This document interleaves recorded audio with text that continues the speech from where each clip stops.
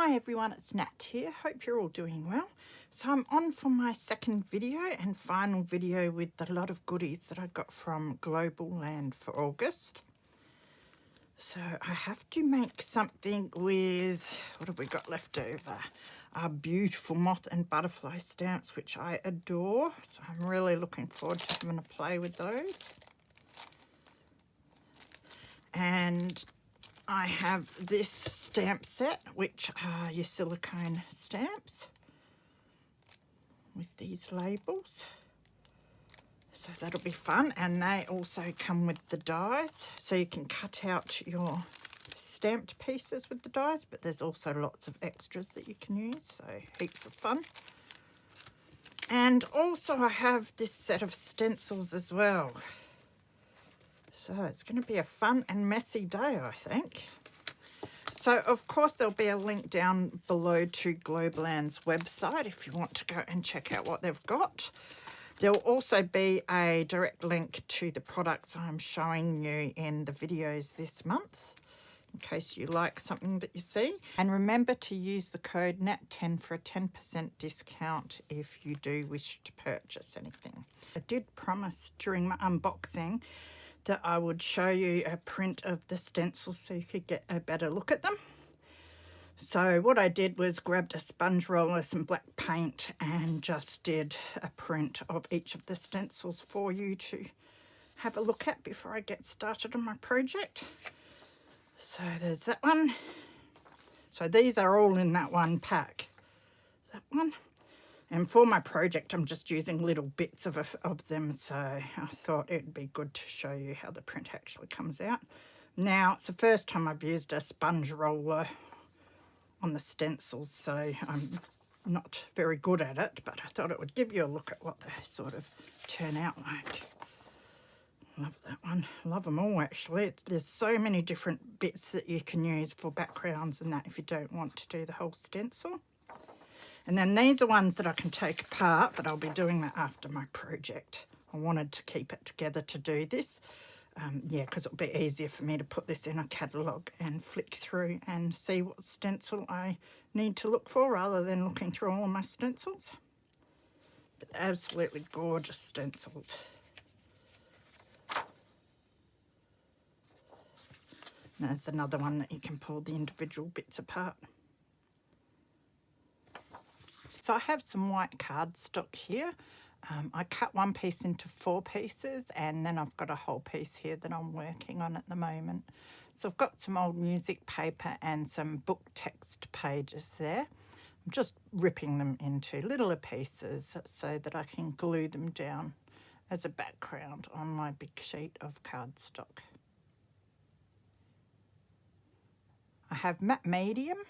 It's a gel matte medium, and I'm using that to apply my book page pieces. So I'm sticking it down and then I'm going over the top of the whole page with the matte medium, just for consistency's sake.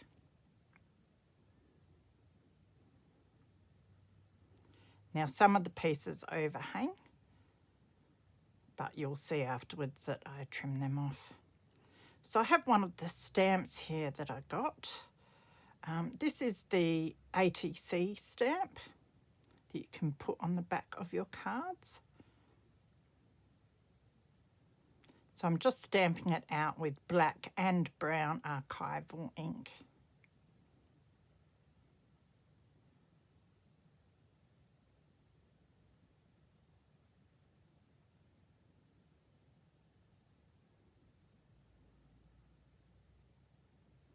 And I'm stamping that onto old book page.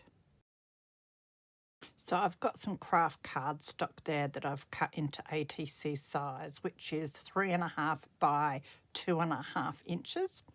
And I'm cutting out my stamped bits. Now they've got a double border around them and I'm cutting one of the borders off. And then I'm cutting the top and the bottom off because they don't fit. They're a little bit long to fit on the back of your ATCs. But if I cut the top and bottom off that bit, I still get all the words on there to fill my information in. So I've just got the border lines up the sides. So I'm using a pen just to add the top and bottom border to the black ones. Now with the brown ones, I'm just ripping them off. I like the ripped look, and then I can ink around that to make a sort of border and stick that on the back of the card. So then I can go along with all of my craft cardstock ATC backgrounds and stick these little stamped bits on, so I can fill them out when I've finished with the information about my artist trading card.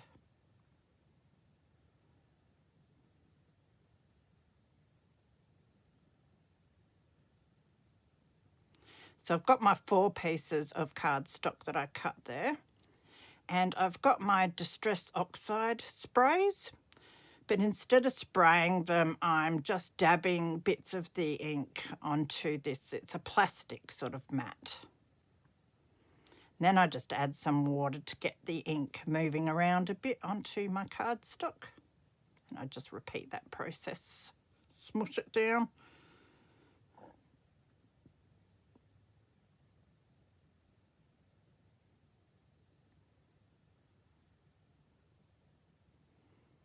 You just play around until you get a result that you like. Then I use a scrap piece just to wipe up some of the colour, and I can use that scrap piece for collaging in the future. And then afterwards I decide to spray a little bit of extra colour on where I want it, and then I put it to the side to dry. So I've got a few other colours here. I don't have a lot of oxide sprays, so I just used what I had colour-wise. I haven't done this a lot. I've done a lot of ink smushing with the ink pads, but I haven't used the oxide sprays like this before, so I did experiment a lot with this project. Again, just adding some extra colour there, and I blot it off on occasion onto my scrap paper.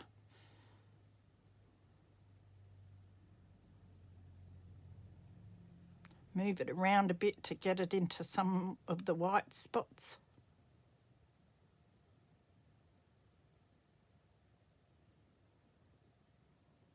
Just trying a whole lot of different colour combinations.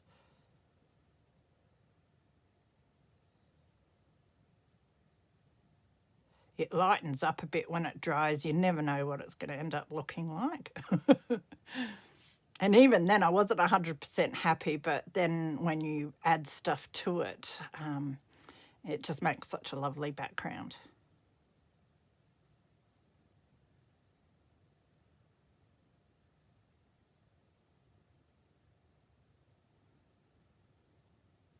So I've got some iridescent inks there that I got secondhand. I thought I'd give them a go in the same manner. But when I wiped my card over, it didn't spread the ink very much.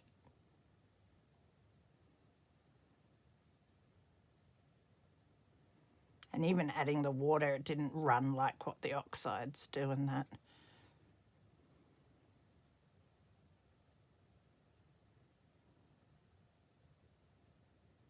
So I found it hard to get good coverage. So then I gave up and sprayed some on, and I realised then that the luminescence, you see it a lot more if you spray it on like it should be. So I did that, and then I really liked the outcome.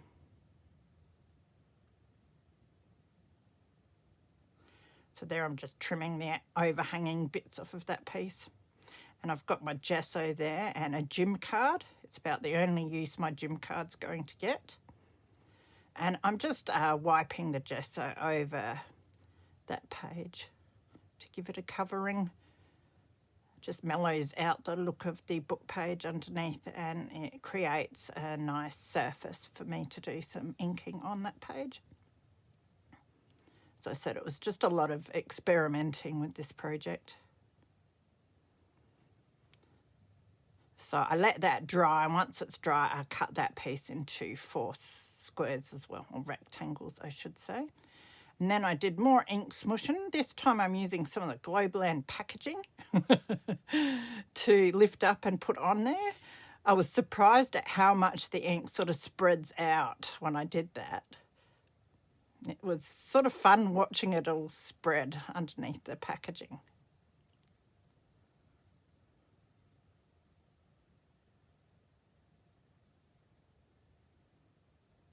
It was a very fun but very messy play that I had for this project.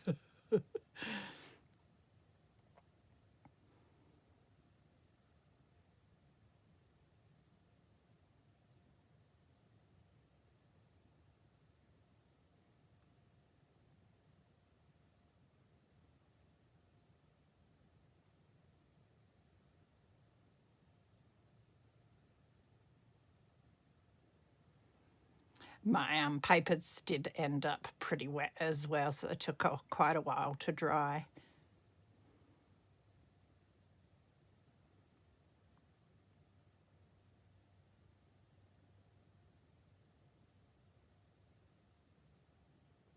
I'll have to try with watercolour paper sometime, see how I go with that. But I thought I'd just use my plain cardstock since I'm still sort of learning. I'd rather not waste my good expensive papers and that.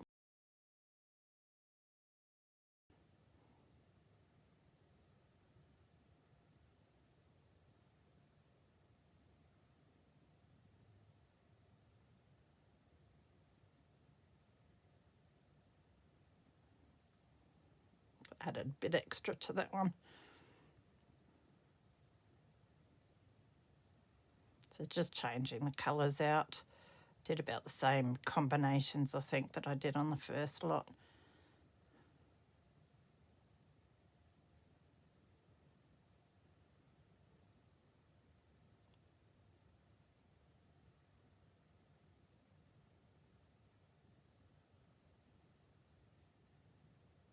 That one I don't think I even run around with the water very much. I liked it with the splotches from the spray.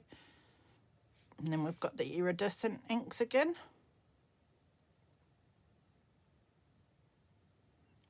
This time I decided just to spray it on. And then I decided that I wanted to make some backgrounds just with some ink blending. So I got out my oxide pads and using the makeup brush there. I don't have many makeup brushes. I must get a set, I think, because I really like the way this looked, but I'd rather use separate brushes for the separate colours. But I just rubbed my brush off on a scrap piece of paper in between applications. And then, yeah, dripped some water on. I've seen people do that and it looks really, really cool.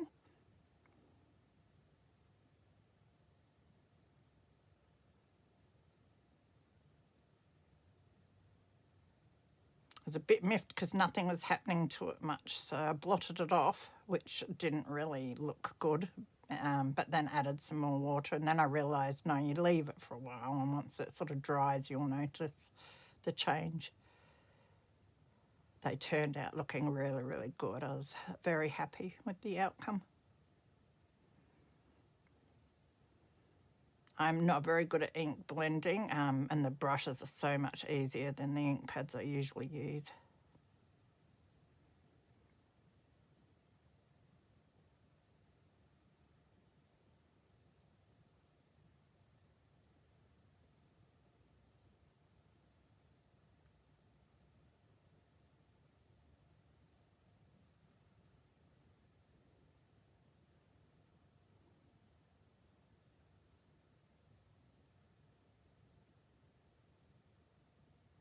A few more water drips there.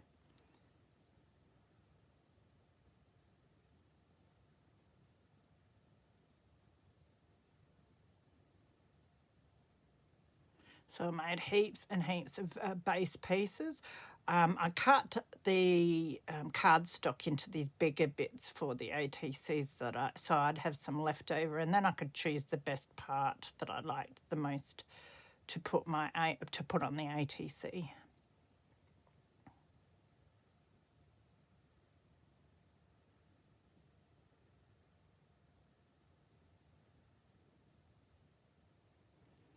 So there are the ink blended backgrounds I did. They turned out so cool.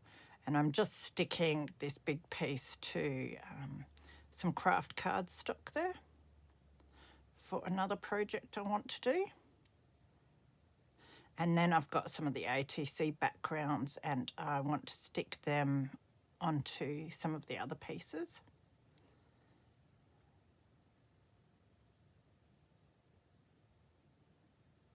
and then I'll cut around them. And that's the background base ready for me to decorate. So there are the other stamps in that labelled stamp set, and I decided to stamp them onto these ink blended backgrounds. And they stamped so nicely.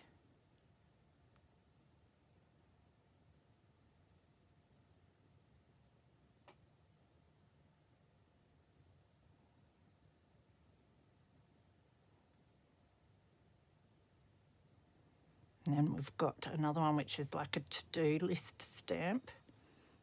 And it has a little clock as well, which is like a removable stamp. But I decided to put that in there, see how it looks.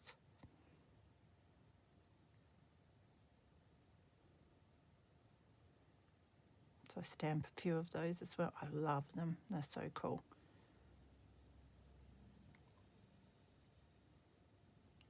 And then there are dies that come with this set, and there's a die that cuts these out. So I decided to use that. And I just use a bit of washi tape either end just to hold it in place, because I definitely don't want that moving around. There are some other smaller dies that you can use for other things as well.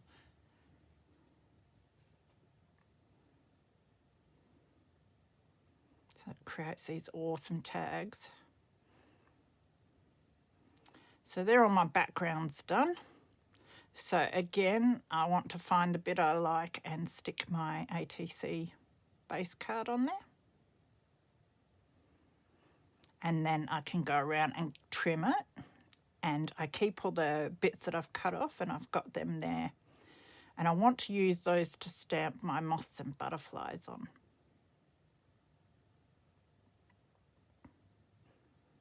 Again, these just stamp so beautifully. I was very, very impressed with the way all of Globleland stamps are coming out.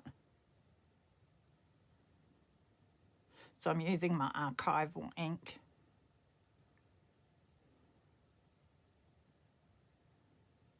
And I'm just doing them all in the black.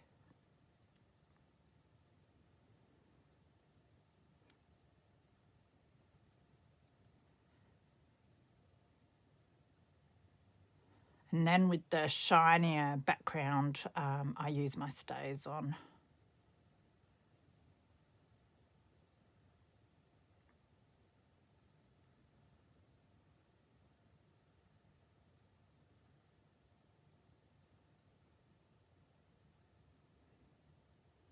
That one doesn't show up too good because the background's so dark.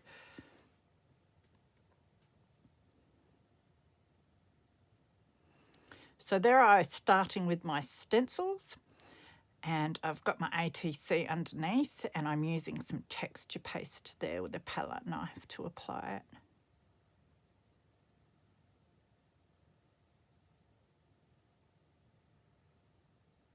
And it looks awesome. But as it dries, it goes a bit more transparent, so it doesn't look quite as good. It also lifts, some of the colour gets soaked into it and it takes on the colours. So I'm just finding little interesting bits and pieces that I can add to the rest of my cards. And I don't want to cover the whole card with the rest of them. I just want to put some little interesting texture pieces here and there.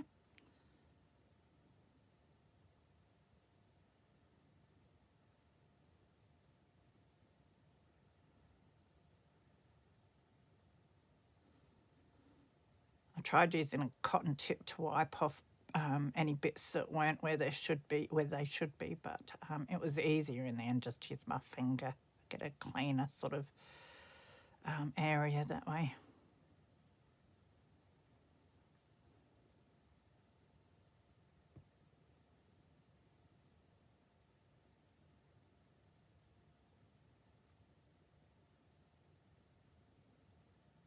There are so many interesting bits on these stencils that you can use.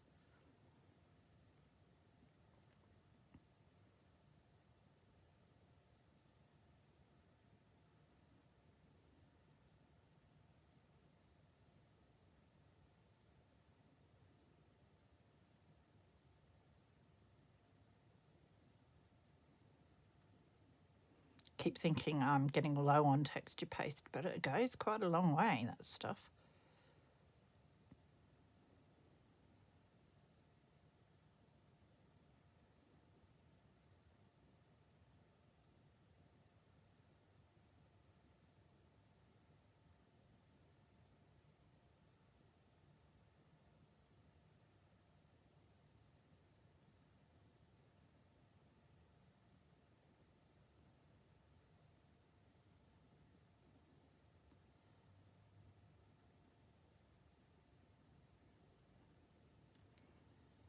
So next I'm putting the stencil back over. I did leave texture paste to dry overnight. And then the next day I put the stencil back over the pattern and then use that as a guide to do some inking, just to bring out the colours onto the texture paste. It makes life a lot easier.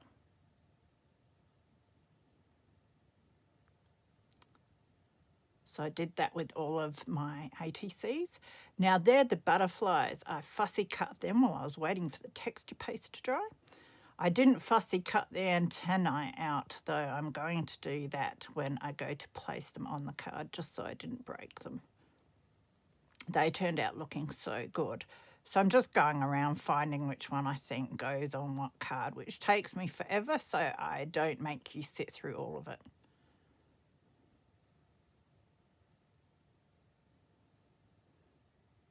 And then I've got the stamps there again. They come with these numbers.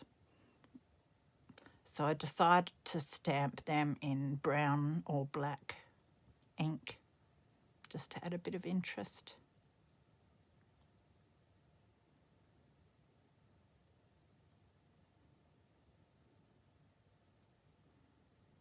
There's a few different numbers, so I just changed them out to get some different looks.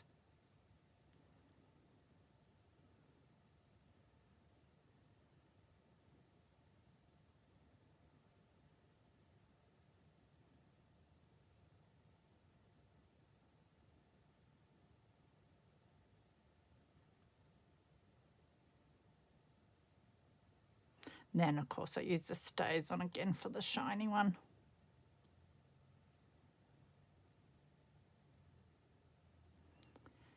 Now cut out the antenna, and then I can stick my moth down.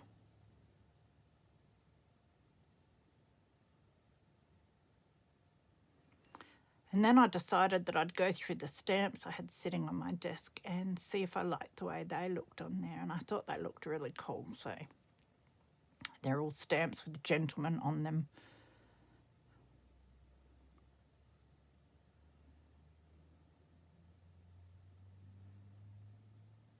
So I stick my moth down, and then I remembered that I meant to put some of my cotton scraps underneath. Completely forgot.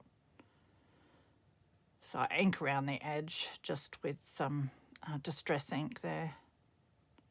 I use brown on some of them and black on others, depending on what colour I stamped them with. So there I've got a bit of brown cotton, and I'm just shoving that under the wing of the butterfly a little bit so it hangs out.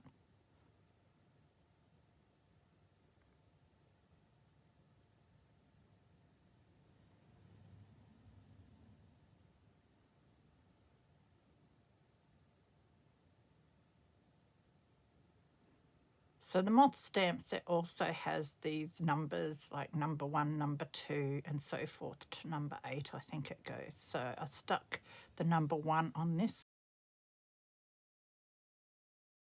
So I've finished making all of my ATCs and ready to show you all the things that I've made. So we made these stamped, well, these are like tags. And these are awesome. I think these will be great to slip into my journals when I sell them. Or other things like that. And I can write my information on there. I think these were designed for your artist trading cards, but you could write other stuff on here. I mean, artist, you can write your name, title of whatever you've made, your contact number, date and number. So I think they will be handy to use, and they turned out looking so cool. And that's the back of them. And then I have the to-do lists. These are really cool as well.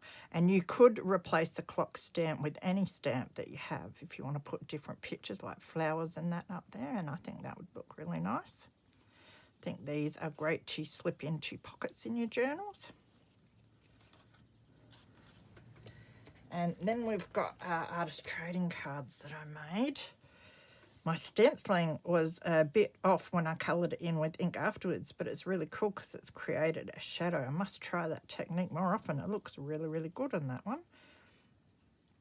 And so I ended up putting postage stamps on there, and I stamped butterfly and moth images. And then I stamped some of the numbers from the moths and butterfly stamp kit as well. And we've got artist trading card information on the back. So there's that one. And I've got this one. I love this stencil that says in the garden. I think it says something else before that, but I just wanted the in the garden bit on there because it fits nicely. Just love how clear the butterflies and moths stamped out. That one, I didn't do enough of the artist trading card backgrounds for that, so I'll have to make one afterwards. But I could use them, just put some writing space on that and just use that as a journaling card. And then I used some of my scrap bits of cotton and that on a whole pile of them as well. They're just a little warped. I've got to put them under some books or something to flatten them out.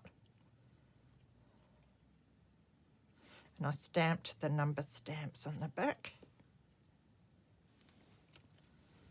There's that one with the flower. I love that too. That turned out beautifully.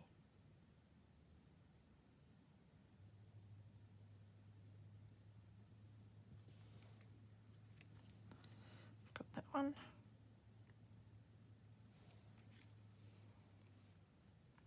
So it was so much fun because I tried out a whole lot of techniques that I haven't used before.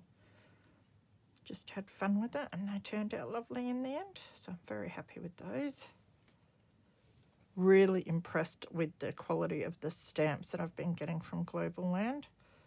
Can't say that enough, actually. I haven't had to prepare them at all. They've just worked first time for me, and I'm not the best stamper either. So with my stencils with the texture paste, I put them in a plastic bag as soon as I had used them here so that they stayed sort of wet while I finished stenciling all of my cards. And then I took them straight into the bathroom and washed the texture paste off, or else it will dry real hard and ruin your stencils. That's got one of the iridescent moths on there, which I love.